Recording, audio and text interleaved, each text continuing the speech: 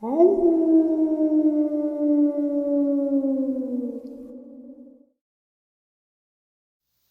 greetings and salutations, everyone. I do hope everyone is still doing well, and welcome to today's second half. It gets us a little closer to the live stream, Saturday Nightmares, live from upstate New York, 12 a.m. Eastern Standard Time. I do hope to see you all there. Before we jump into it, though, a couple quick links. As many of you know, I rely on Patreon, PayPal, channel membership, and the merch to help the channel to continue to grow and go. Links to Patreon, PayPal, and channel membership is in the description below. Merch is displayed directly under the video. Also, Dogman Frightening Encounters, Volume 1 through 3, the audiobook versions. They were written and researched by Tom Lyons, narrated and produced by me, Jeff Nadolny. Those audiobooks are available on Audible, Amazon, and iTunes, links to which are also in the description as well. And finally, last but definitely not least, if you'd really like to help support this channel to continue to grow and go, simply subscribe. It does not cost a cent. Click that like button, takes half a second. If you don't want to miss out on any of the informative uploads that I put out daily, click the bell icon, and folks, please leave a comment and share the video. Why? Well, because all of these things really do help the channel to continue to grow and go. They definitely do matter, and they are appreciated. And with that, I have taken far too much of your time. Let's jump in to today's second half, shall we? Today's first part of the upload. I was serving my second tour in Vietnam when the whole deal was called off. All the boys that could come home did, but unfortunately many good men were left behind. As I try to recall the remainder of the 70s, it all seems like a big blur, both mentally and physically. I was shot, having left it all behind on the table in Nam. I was as lost as a soul can be, and found myself drinking heavily, smoking a lot of weed, which went on unabated, until about 1979. At that time, I made a move to Lake Tahoe, hoping for a fresh start at life. While I was in the barber shop waiting for a cut one day, I noticed a magazine lying on the chair, and opened it to a page that featured a picture of a blazing fire. I picked it up and began reading this article, which was a pictorial about a group of fire jumpers and the work they do fighting forest fires. The article had stirred something up within me. As I looked at the photos, those men arm in arm, with their faces covered in black soot, I realized that I had found my destiny, and it became my reason to live. I spent the next year researching and training, doing everything that I needed to do in order to become a fire jumper.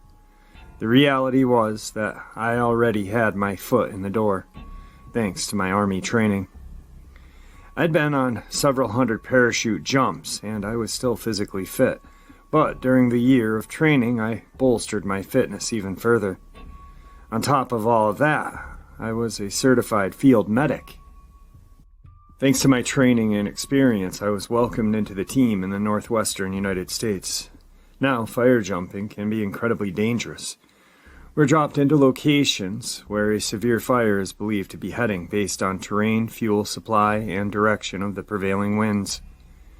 Our job is to create fire breaks so that once the fire makes it there, it will run out of fuel, and if we did our job properly, the fire burns itself out. Once we're dropped in, fire jumping can be a very lonely affair, and we must be attentive to the advancing fire at all times. In many situations, the only help we can rely on is ourselves and air support, though in some cases we can receive ground support if we found suitable areas for them to reach us. When we were in the heat of it all, it was not unusual to see all kinds of wildlife running about here and there. Herds of wild horse, deer, everything else you can imagine run for cover, trying to escape the flames and smoke. One August, a lightning strike started a blaze in Northern California. There were already 5,000 acres ablaze when we were called in. We began to work in an adjacent hillside opposite from the most intense area of burn, felling trees and clearing the underbrush. We worked on clearing this break for hours before the team leader made the decision that we should climb the hillside and work our way down to the canyon area to our west. A thought was that if the fire advanced in the direction of the canyon, it would either burn out by the edge or burn down into it, making it easier to contain. Everything in this business is a gamble of what-ifs. As we began our descent, we noticed a line of creatures walking away from the canyon and heading north. They were black in color and walking like men. One of the members of our team pulled out her binoculars and said they were Sasquatch. We couldn't believe it. But we were all given a chance to look through the binoculars ourselves and had to admit that it was true. There were 3 large Sasquatch and 1 smaller one, fleeing the smoke and impending danger like all the other creatures. We had no time to continue watching, but had plenty to talk about. When we made our way down to the canyon and had begun our work, forming a line as was always the case, Steve Mays and I were the closest to the canyon's outcroppings. The 2 of us now occupying the area that the Sasquatch had just moved through. About 2 hours into work, Steve said, "Hey, what the hell is that?" He paused and then added, "Oh my God, it's a person.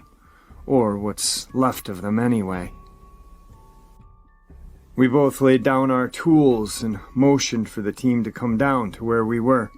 We stood there looking upon the skeletal remains of a human being, with its clothes still on. The clothes were weather-beaten so much so that the bones were visible through the fabric in many areas.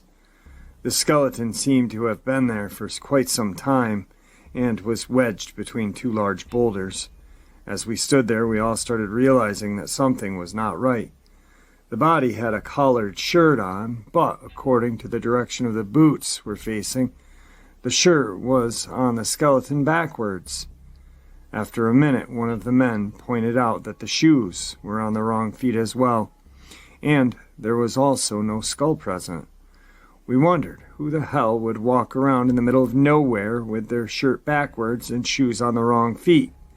There was no backpack or any type of gear whatsoever present, with the corpse only the remains of a blue shirt, a pair of tan trousers, and brown hiking boots. There weren't even socks or underwear visible. We started wondering if the clothes had been removed from a person at some point in time, but who or what wouldn't have known how to put them back on again in the right way? I mean, if you are going to go through the trouble of dressing a dead man, it's easier to put the clothes on correctly. We all agreed not to touch the remains too much, though we did try to see if there were any types of identification, and we could find none. We all knew that this person didn't just lie down where we found them. This body must have been jammed into where we found it, and it didn't get dragged there either. Someone or something had pushed the body into the opening to hide it. We also knew that we weren't going to carry this skeleton out, not without an investigation at the very least. However, given the fire and the current state of affairs we found ourselves in, there was no help in sight. Over the next couple of days, the entire area may have been overrun with wildfire. We radioed to find our command, and we continued to battle this fire over the next 10 days. At some point, we met up with ground support in order to relay where the body could be found. About 1 week later, 3 of us went back into the canyon with law enforcement. Thankfully, the fire had spared that particular area, and this time, we had come back in with a couple of stump jumpers, which were beefy off-road fire trucks. The sheriff's department was now treating this as a full-blown crime scene. When we started telling them about the clothes being on wrong, they said that this wasn't the first time they had seen or heard about this. They said that there are quite a few bodies have been found in that fashion over the years, with some saying that it may be the MO of a mad serial killer. After that day, we didn't hear about that body ever again. Now I know that you are interested in what we saw as far as the Sasquatch go. First of all, anybody who has a brain could tell that we were not looking at large people walking away from a fire. Secondly, Even at a great distance, we could tell that the walk and stature of these creatures was inhuman. Their steps were very wide-spaced, and the upper body has a definitive forward lean. The third and most definitive characteristic of these creatures are the arms.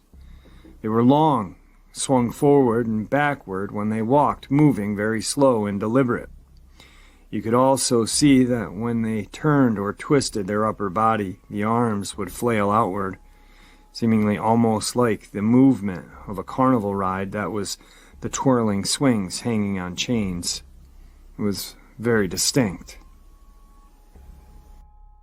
Today's second encounter. My friend Artie and I met during boot camp. Artie's real name is Arto, which he told me means bear man in Finnish.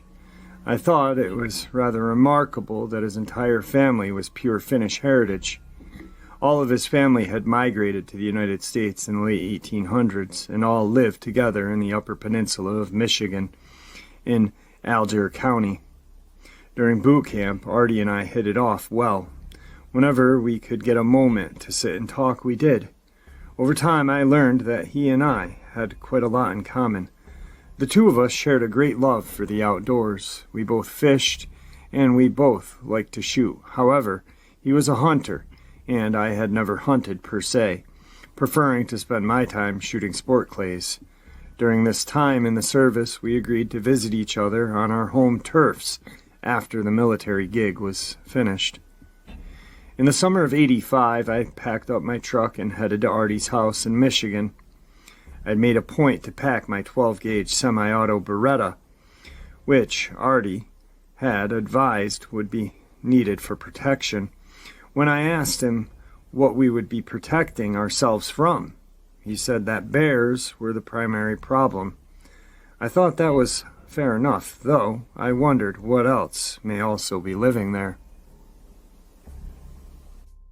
I spent 2 days cruising up into his neck of the woods, and when I started getting close, everything was all woods. To me, this place was like a primeval forest. I mean, there were only gravel and dirt roads surrounded by thick, primordial pine forests, and I could only occasionally catch sights of a house or building here or there. After having been turned around numerous times, I finally found my hacienda. It was quite the spread, consisting of one large house and a smaller one, both surrounded by a number of barns and outbuildings. I pulled into the driveway and hit the horn. Suddenly, it was as if I was in the middle of a family reunion. People, both young and old, were springing out from everywhere. They were greeting me as if I was the prodigal son returning home, and I thought to myself, this was going to be a good time. After the initial meet and greet, I was given the nickel tour of the homestead. One of the barns was like a machine or blacksmith shop, and these dudes had everything. Apparently, Great-Grandpa made a lot of metal tools and goods, both for himself and the surrounding residents back in the day. Another barn was loaded with professional lumber yard and milling equipment. As it turns out, his family had harvested much of the lumber that their home and the homes of many of their families in the area were made out of. These folks were made from the real stock. They knew what to do and how to do it, and they were proud of it. As the day continued into night, Artie shared the itinerary for the next 9 days. His plan was for us to first tour around and see the surrounding sights, followed by some camping, hiking, fishing, in the truest wilderness style. It all sounded great to me. After dinner had been prepared and eaten, which, by the way, was served up in true Thanksgiving style, his father had taken me into the den to peruse the family's gun collection. They had 3 gun cabinets lining the room. Each cabinet had been handcrafted as the collection grew, and all their wood had been aged differently, one looking more beautiful than the next. They had 47 guns, rifles, shotguns. The drawers beneath the cabinets were stocked with handguns. I tell you the truth, I had not seen that many guns before this, but these were so fine that they could be museum collection. To top it all off, the family knew everything about each gun, and I do mean everything. We spent 2 hours or so just in front of the gun cabinets talking. I was receiving an education in each firearm's history, who made them, and the country they came from. It was at this time that Artie pulled out a large handgun, saying, "Allow me to introduce you to Harry." It was a .44 caliber that he had bought after seeing Clint Eastwood's detective exploits in Dirty Harry. That sucker was a hand cannon, not a handgun, and Artie said that in the morning we could shoot it. This gun was obviously his baby. After the next morning's breakfast, we went outside with Harry in hand. We must have shot 100 rounds. My hands hurt, my shoulder hurt, my ears were ringing. What a bitch that thing was. We then walked over to one of the buildings, which we had not been in yesterday. As Artie swung the doors open, there was a huge beast of a monster truck. It was metal flake blue and glistening like a star. It had a cap of each color, and on both sides was sprayed the name Littlefoot. In retrospect, the choice of name seemed almost foreboding. It was his version of the original monster truck Bigfoot, made with a '69 Ford F-250 and powered by what he said was a blown 428 engine. He had installed all kinds of blocks and shackles under the body and added everything and anything you could imagine to make the truck reach for the sky. The exhaust system consisted of headers going into cherry bomb mufflers, and when he fired it up in the barn, the timbers shook. The cab was accessed by a billet aluminum steps and handrails.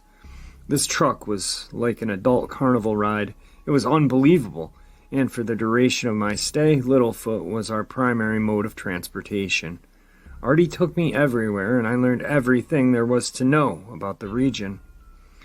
It had been a tremendous logging area, and up until just after World War II, copper mining had also been a huge industry. He told me that the local mines had produced more mineral wealth than California gold rush.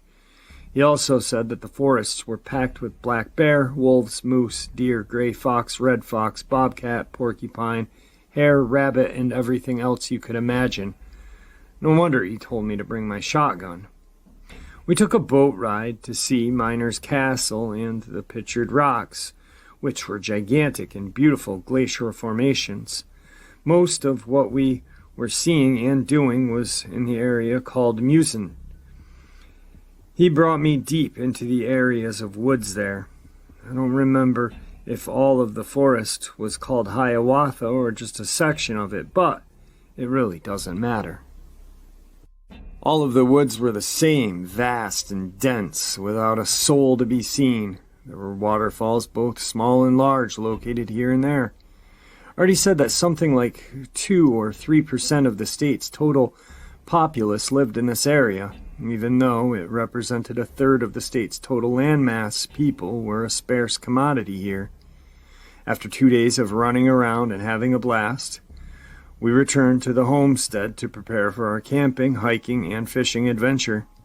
Out in the barn, Artie took a small stepladder and placed it near the rear of Littlefoot. He opened the tailgate and the cap.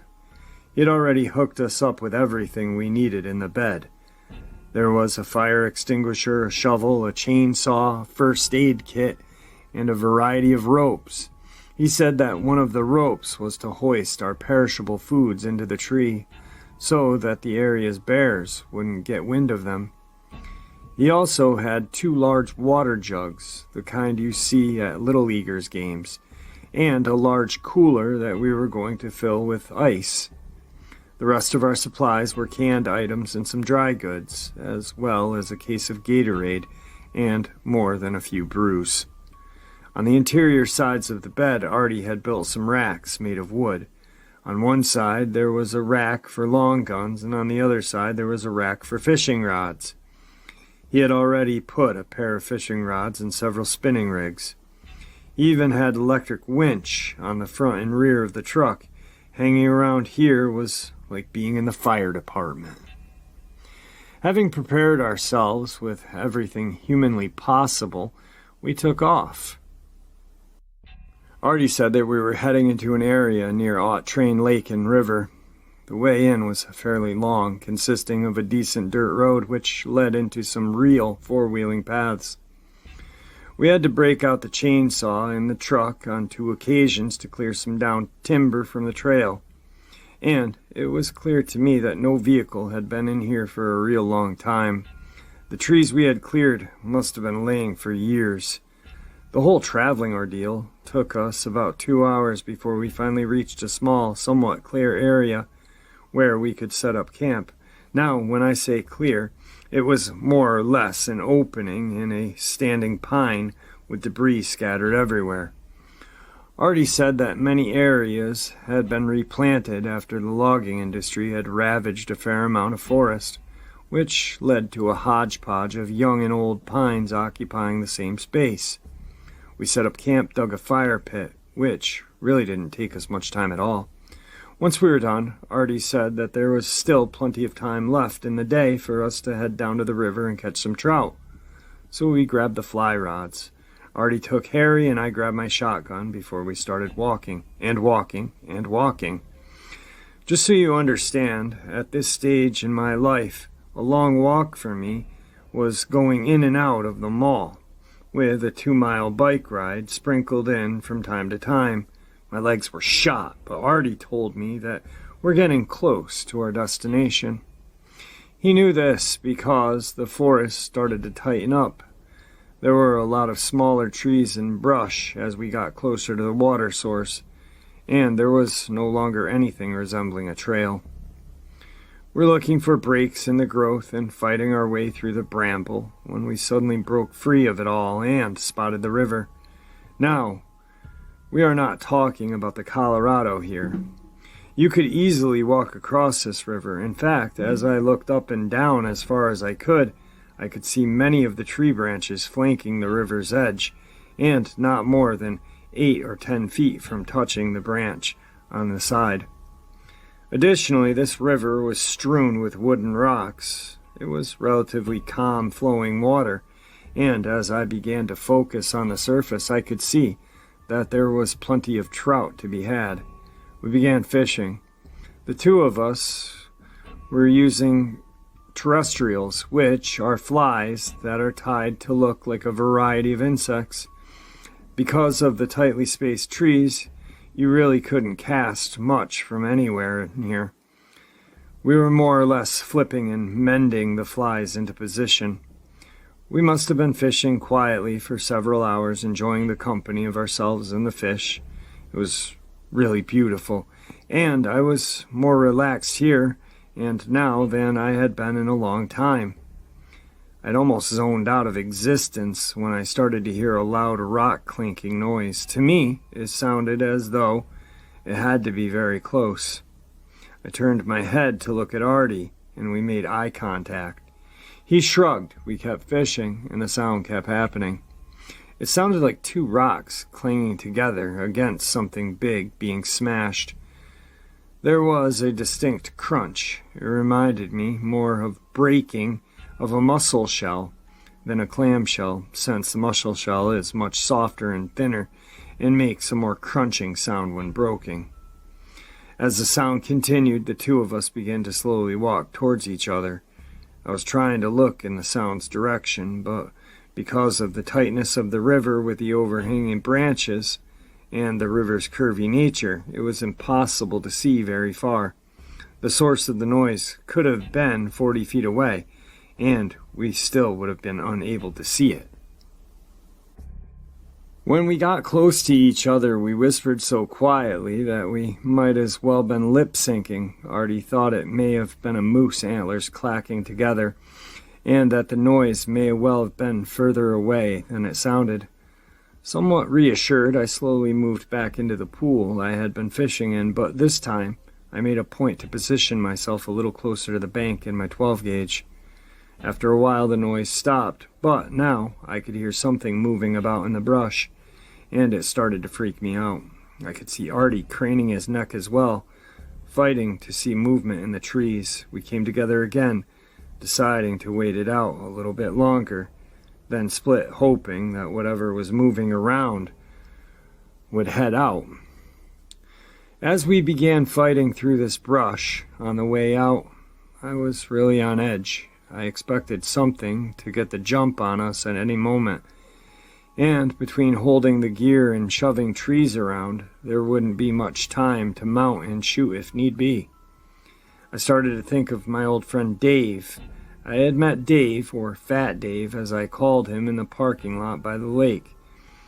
I used to go there to study in my car, and I would see Dave and some other guys who were always there. They fished in a light tackle and worms, catching bluegill and sunfish. While getting out of the car and stretching my legs and talking to them, I found out that he was from Florida, and I could see a large scar circumventing almost the entire shoulder. I happened to be studying for my medical field, so I asked what type of surgery he had. He told me that while on tour in Vietnam, he was on sentry duty, walking back and forth on the camp's perimeter. He and another GI would walk in a half circle and meet again in the middle, going back and forth over and over again. As he was walking, he heard a twig snap, and as quickly as he turned, some gook had already bayonet buried in his shoulder. As he tried to move, the Viet Cong kept forcing the blade around in him. He had been falling to the ground when, instinctively, he mustered up his M16 with one good arm and emptied the entire magazine into the creep, killing him. Anyway, I felt the same way right now. All the way back to camp, I couldn't shake the eerie feeling out of my spine, and the forest was deadly quiet. You could barely hear us walking, let alone anything else. Finally, we reached the camp, and I began to make a fire while Artie stepped behind some trees to take care of business. A few moments later, I heard a startled shout. "What the hell is that?" I walked over to see. He stood looking at a large snake on the ground, which had knots tied in both ends of its body. It looked like a snake dumbbell, but it was still alive. There was absolutely no way these two knots were tied by the snake writhing around on its own.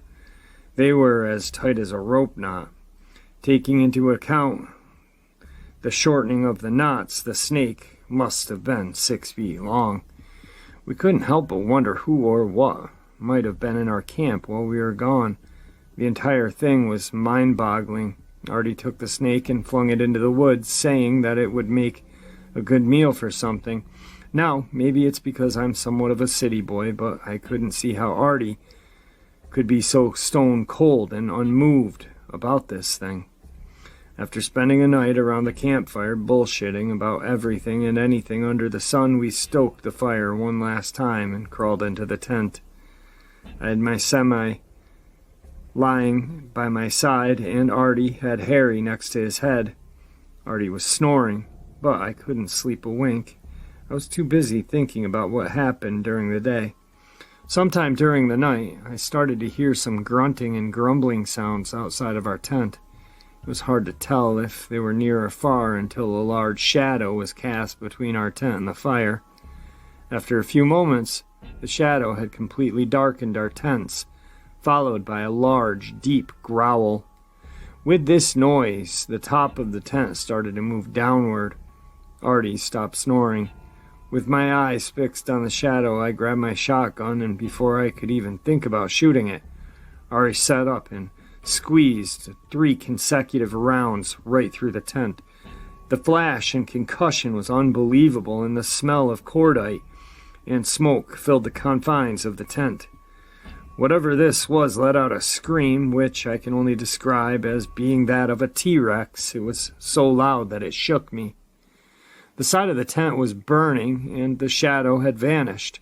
Whatever this was sounded like it was running away, screaming and bellowing as it did so. I unzipped the tent and burst out with my gun. There was no way I was going to die without a fight. Artie leapt out behind me, and the two of us stood there, heads moving left to right, looking and listening. This beast was still screaming off in the distance. I'm not sure that Artie had nailed this sucker with 344 bullets at point-blank range. If it was a black bear, it would have dropped where it stood, but it didn't. It ran away. I asked Artie what the hell could limp, let alone run away with 344 slugs in it. His answer was that bears can be tough mothers to take down. Now, I had been thinking of doing exactly what he did. I was going to shoot as well, but at that moment, I had thought about it being some loser dude in the woods playing a really bad and possibly deadly prank. Flashlights in hand, we started looking around for blood. But we found nothing, and the ground was so hard that we couldn't even see any prints. Not even those from our own boots. Beyond the glow of the fire, our surroundings were as black could be. It was extremely unnerving, to say the least. We got the fire going, hot and heavy, and stayed up for the rest of the night. At this point, I was ready to call it quits, but I didn't want Artie to think that I didn't have any balls. I was a city slicker. We are supposed to have nuts of steel, right? According to our game plan, we had 3 days left.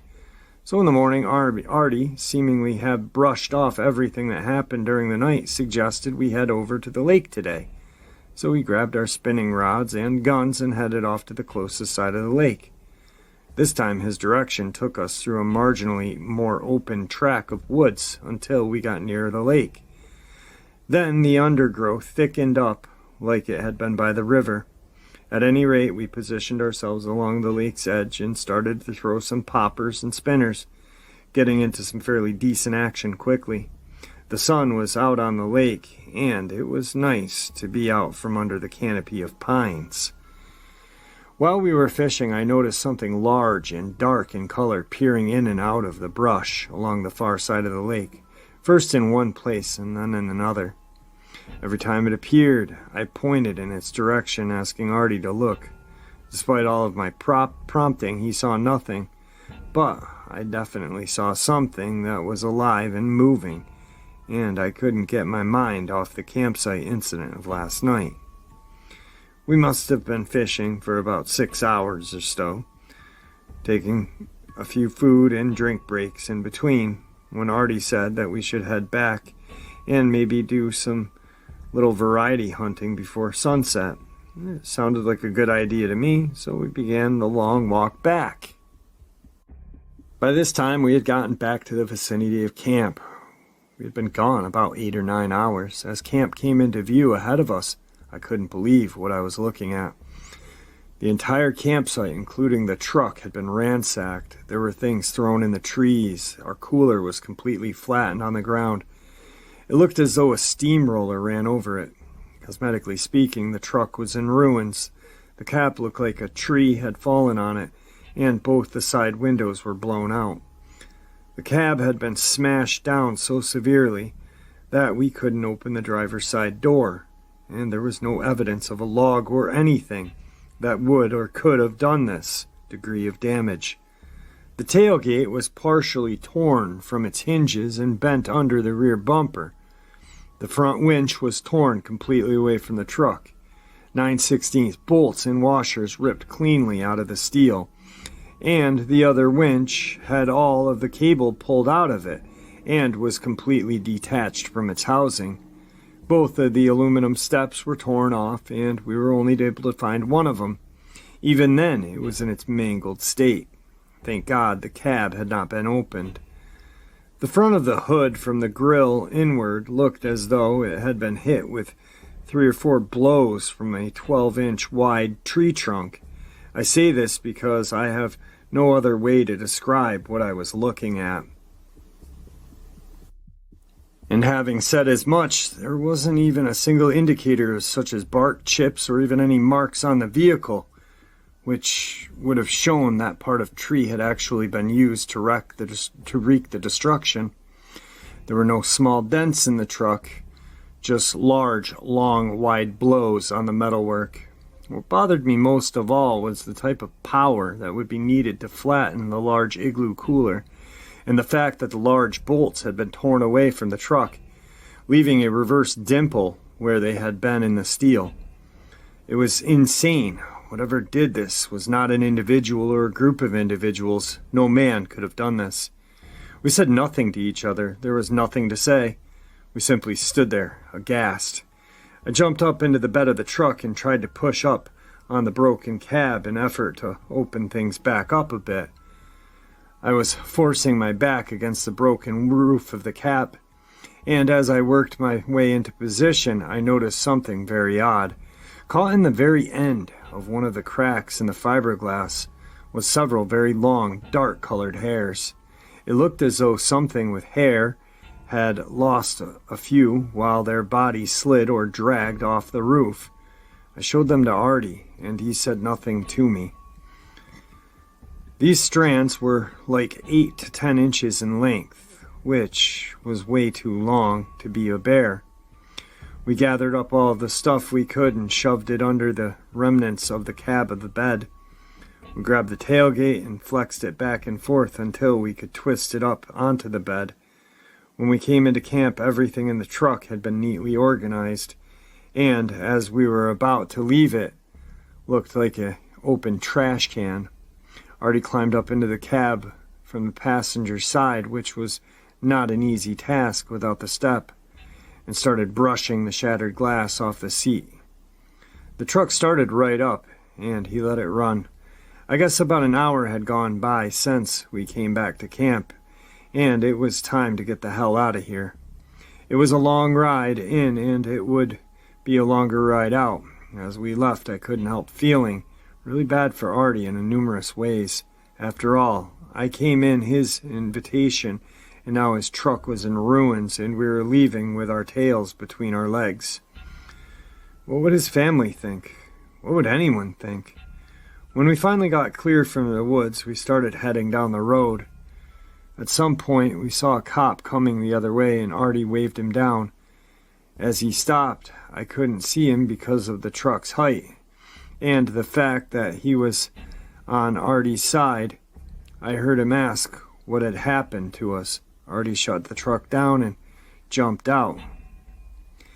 We spent the 45 minutes walking around the truck, telling the officer our tale. He wrote up the incident report and gave us a copy, saying that there is shit in these woods that we know nothing about. Later on, as we entered Artie's property, everyone came to see the truck and talk to us about the ordeal. It was at dinner that evening that his father began telling us about what his father said to him. He told us that loggers and miners had spun many yarns about giant hairy creatures that they had seen in the timber. He said his father told him that they would mess with and damage their equipment after the workers had left for only one day. They would come back the next morning and find machinery bent, broken. He said that this was regularly happening to the workers, and that men would speak of things being thrown into the camp without being able to see who or what threw them. At any rate, that's my story. Artie and I still speak to this day, and he actually rebuilt Littlefoot. Artie's father took the hairs that we retrieved and framed them in the den for family posterity. I haven't been back to visit Artie since. Today's final encounter. We were traveling through the western New York region near Medina at around 10 p.m. about 2012. We were taking the country roads as opposed to the thruway and decided stupidly to stop alongside one of the many farm fields dotting the rural countryside. I was curious to get a look at a variety of corn my girlfriend told me about. Apparently, farmers grow some type of corn solely intended for animal consumption, and it's unsweet with large, tough kernels. It was late summer and the weather was nice, so why not, was my thinking. I approached the peripheral edge of the field by a section where the drainage ditch was not so steep. My girlfriend remained by the car on the other side of the narrow road, which was bordered on both sides by cornfield it intersected. It must have been a clear night because the field and its rolling contours were easily visible. What we saw next is difficult for me to express. Difficult because I find myself in sort of a tug-of-war between what I saw and how I see the world. What I saw doesn't fit into my general world view. My girlfriend says she first saw it leap across the road, and I saw it running at a frightening rate of speed across the barren section of fields. It seemed to be covering absurdly long distances in mere seconds. It was large. To me, it looked like a hairless wolf on steroids, with an enormous, almost horse-like head.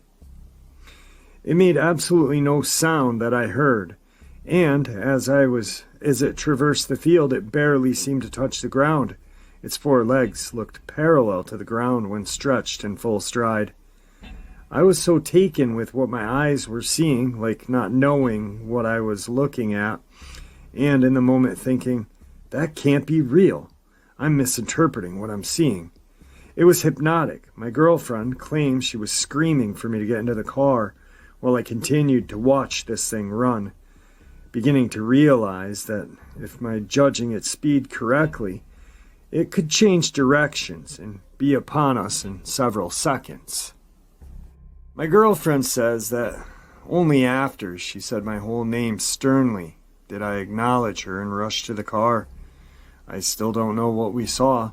Since I'm not given to supernatural explanations, I've wondered if it was possibly a wolf-type dog, perhaps a hybrid, that I hear farmers used to guard their fields against.